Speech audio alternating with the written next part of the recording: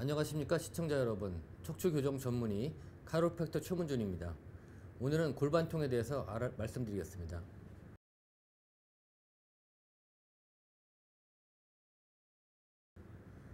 여자뿐 아니라 남자들도 이런 경우가 종종 있습니다. 다만 여자에게서 높은 비율로 일어나죠. 여자의 경우는 남자보다 골반이 옆으로 길게 되어 있습니다. 지혈대의 원리를 생각하면 쉬울 것 같습니다. 자, 이렇게 골반은 3개의 관절로 되어 있습니다. 그런데 옆이 더 길다면 어떻게 되겠습니까? 당연히 좀 더 큰 스트레스를 받겠죠. 그리고 여성의 인대와 근 조직이 남성에 비해서 아무래도 좀 더 약하기도 하고요. 그리고 특히 여성은 출산 후에 대개 골반이 어긋나는 경우가 많습니다. 출산 시 불만을 돕기 위해서 몸에서 릴렉신이라는 호르몬이 분비되는데, 이것의 역할은 몸의 인대를 느슨하게 만드는 것입니다. 골반이 쉽게 벌어져서 아기가 쉽게 나올 수 있도록 하기 위함이죠.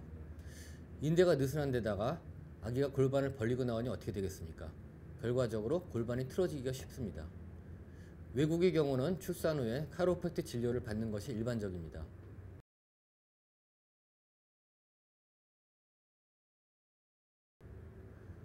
악화되었을 땐 골반과 허리의 통증이 나타납니다. 혹은 가끔씩 다리로도 통증이 전이되기도 하고요. 그 외에도 다음과 같은 증상이 있을 때는 오셔서 상담을 받아보시는 것이 좋습니다.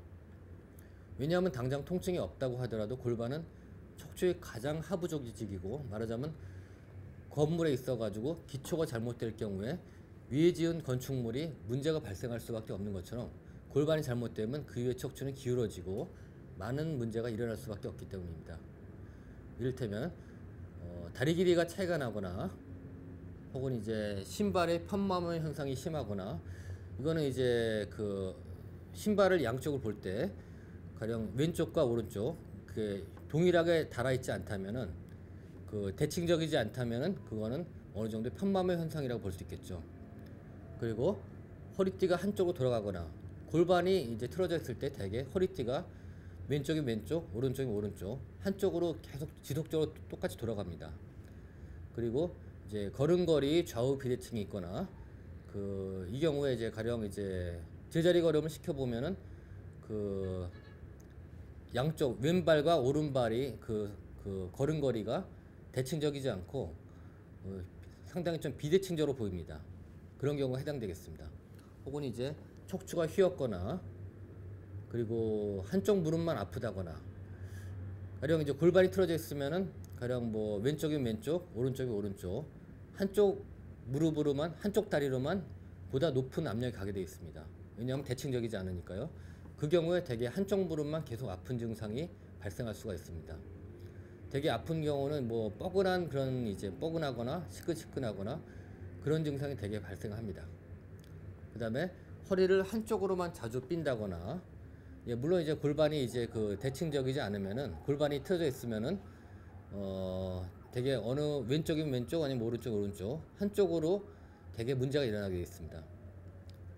그리고 한쪽 고관절이 아프다거나 하는 것 등입니다. 이것 또한 이제 한쪽 무릎이 아픈 것과 같은 동일한 개념이라고 볼 수 있겠습니다.